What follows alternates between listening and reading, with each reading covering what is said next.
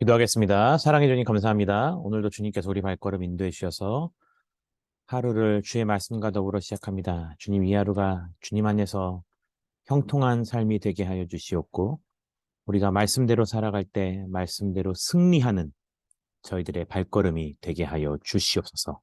예수님의 이름으로 감사드리며 기도드립니다. 아멘. 성경 봉독하겠습니다. 봉독 말씀은 마태복음 11장 1절부터 10절까지의 말씀입니다. 마태복음 11장 1절부터 10절까지의 말씀입니다. 우리 함께 한 목소리로 봉독하겠습니다.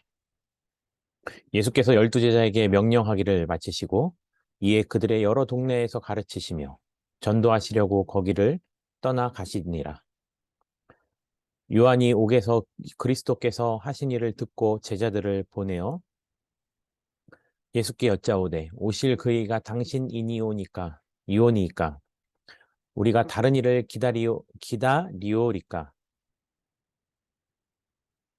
예수께서 대답하여 이르시되 너희가 가서 듣고 보는 것을 요한에게 알리되 맹인이 보며 못 걷는 사람이 걸으며 나병 환자가 깨끗함을 받으며 못 듣는 자가 들으며 죽은 자가 살아나며 가난한 자에게 복음이 전파된다 하라.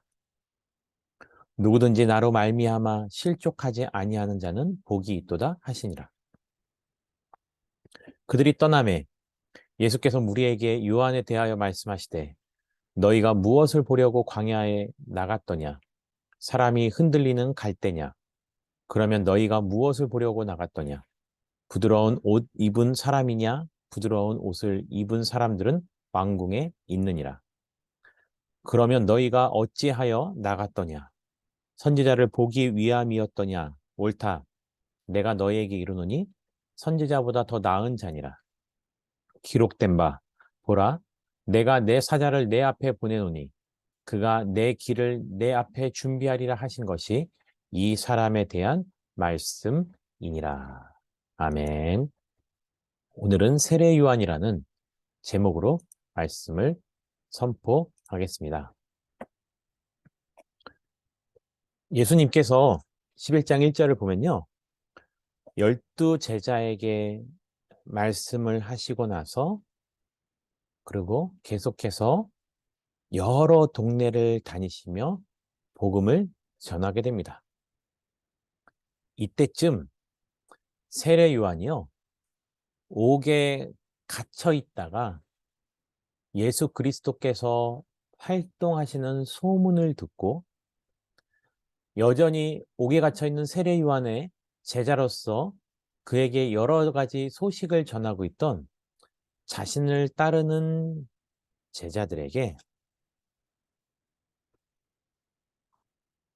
예수님께로 갈 것을 말하였습니다. 그리고요, 예수님께 가서 세례 요한이 들었던 것을 확인하기 위해서 제자들을 통해서 예수님께 질문을 하게 되죠.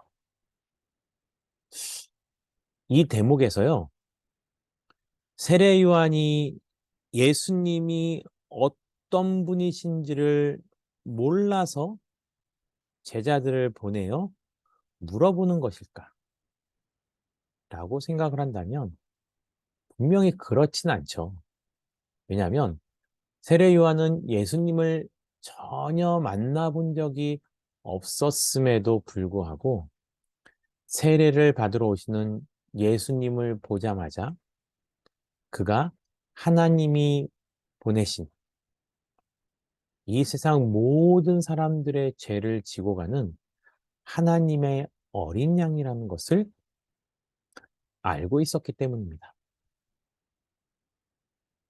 그래서요, 오늘 말씀에 예수님에 대해서 제자들이 묻는 것은 아마도 자신이 예수님의 사역에 대해서 몰라서 그런 것이 아니고 제자들에게 그것을 알려주기 위함이 아닐까라는 생각을 해보게 됩니다.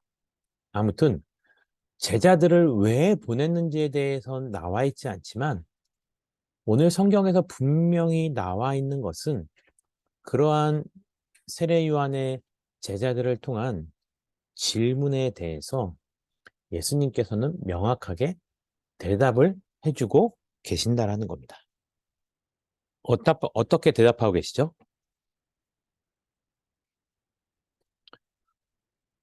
세례 요한은 우선 이렇게 묻습니다. 우리가 기다렸던 자가 바로 당신입니까? 이것을 다르게 말하면요. 당신이 우리가 그동안 기다렸던 메시아입니까? 라고 묻는 것입니다. 그런데 이러한 질문에 예수님께서는요, 너희가 가서 듣고 보는 것을 세례 요한에게 알리라는 거죠. 예수님께서는요, 말로써 자신이 어떠한 존재인지를 설명해 준 것이 아니고요.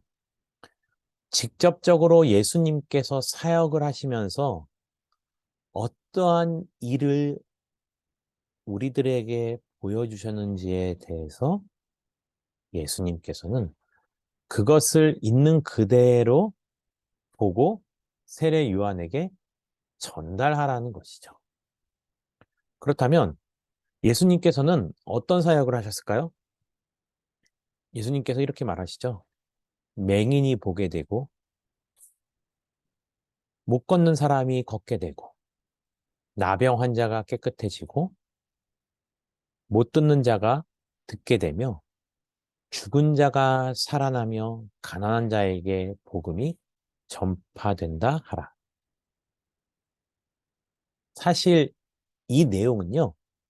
메시아의 탄생을 예언하였던 바로 이사야서의 말씀과 동일한 겁니다.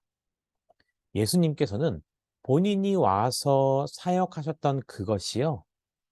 다른 것이 아니고 이미 예비하셨던 하나님의 뜻대로 순종한다라는 것을 보여주고 있는 것입니다. 그리고요, 이러한 예수님의 사역은 오늘날 우리에게도 여전히 지속되고 있는 사역이라는 것을 우리는 알아야 합니다. 예수 그리스도의 이름으로 나아가는 자들, 그들에게요, 이와 같은 일들, 맹인이 보며 못 걷는 사람이 걷고 나병 환자가 낫고 못 듣는 자가 들으며 죽은 자가 살아남 같이 우리 생활 속에서도 이 세상적으로 불가능하다라고 생각되는 것들이 예수님의 은혜로 말미암아 그 모든 것으로부터 자유함을 얻고 회복을 얻을 수 있다라는 것입니다. 그래서요, 6절의 말씀 보면 누구든지 예수 그리스도로 말미암아 실족하지 아니하는 자는 복이 있다는 거죠. 그 은혜를 받아 누리는 것뿐만이 아니고요. 그것을 누리기 위해서는 그 은혜가 나에게 임할 때까지 분명히 기다릴 수 있어야 하는 거죠.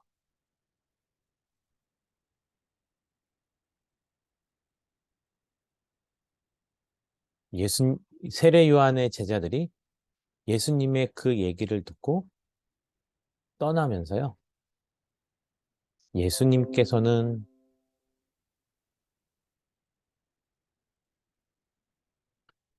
예수님께서는 세례 요한에 대해서 이렇게 말씀하셨습니다. 세례 요한이야말로 그가 자신을 위해서 누리는 것도 없고 화려한 것도 가지지 못했지만 그는 선지자로서의 그 역할을 감당하는 것만으로도요. 또 이 세상에 있던 그 어떤 선지자들보다도 더 중요한 역할을 감당하고 있다는 겁니다. 그리고 예수님께서 분명히 세례 요한에 대해서 이렇게 말씀하십니다. 기록된 바 보라, 내가 내 사자를 내 앞에 보내노니. 예수 그리스도 자신이 하나님께로부터 이 땅에 성육신하여 오신 것뿐만이 아니고 그 길을 예비하기 위해서 세례 요한 역시 하나님께서 보내신 귀한 선지자, 그 어떤 선지자보다도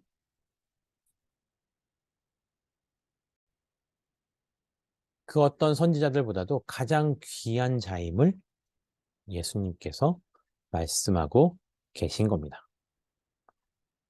그렇다면 오늘 이 말씀은 오늘 우리가 이 세상을 살아가는 데 있어서 우리에게 어떤 교훈을 주고 있는 것일까요? 첫 번째로 예수님께서는요, 여전히 어디서든지 간에 복음을 증거하는 삶을 살았다는 것입니다. 그리고요, 그렇게 복음을 증거하시면서 실질적으로 행하셨던 것은 결국 우리를 죄로부터 구원하시기 위해서 우리 죄의 문제와 함께 우리가 가지고 있었던 육신적인 또는 정신적인 영적인 피폐함과 병듦과 모든 연약함으로부터 우리를 회복시키는 사역을 감당하셨다는 겁니다. 혹시 사랑하는 성도님들 가운데 내 몸과 마음과 영혼의 회복이 필요한 분 계십니까? 예수 그리스도 앞에 나오시기 바랍니다. 그리고요, 믿음이 있으시다면 나의 연약함뿐만이 아니고 내 가족과 내 이웃의 연약함을 위해서 기도하는 겁니다. 나사렛 예수 그리스도의 이름으로 명하노니 회복될지어다. 그러한 은혜가 우리가 이 세상을 살아가면서 충만한 삶을 살아가는 방법이고요.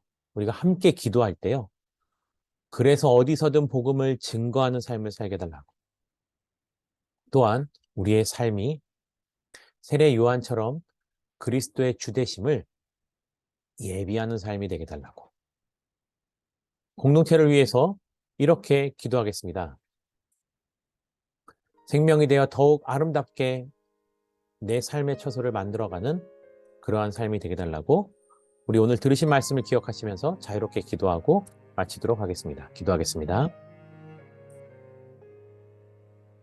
산을 내려오는 바람과 같이 우리에게 불어오 그 하늘의 이야기 다친 우리 마음 자유케 하던 그 나사렛에서 한 목수의 이야기 나와 같은 이도 복이 있다던 이전엔 한 번도 듣지 못한 이야기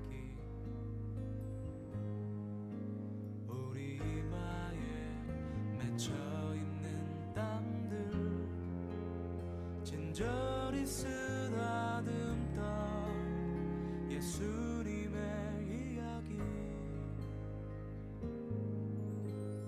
메마른 땅 위에 내리는 비처럼 흐르는 내 땀방울로 부는 바람처럼 나를 향하신 그분의 마음 널 사랑한다 참 귀하다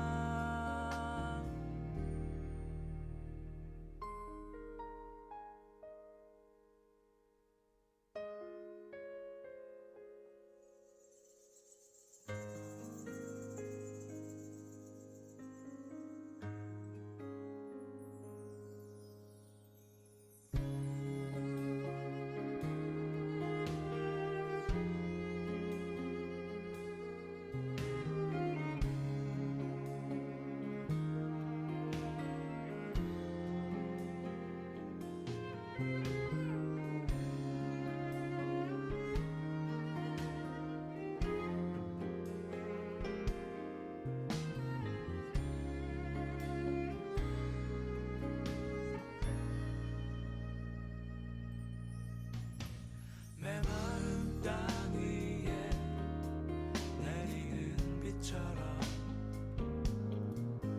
흐르는 내 땀방울로 부는 바람처럼 나를 향하신 그분의 마음 널 사랑한다 참 귀하다 나와 같은 이도 복이 있다던 이전엔 한 번도 듣지 못한 이야기 와서 나의 마음 자유케 하던 그 나사렛에서 온 한 목수의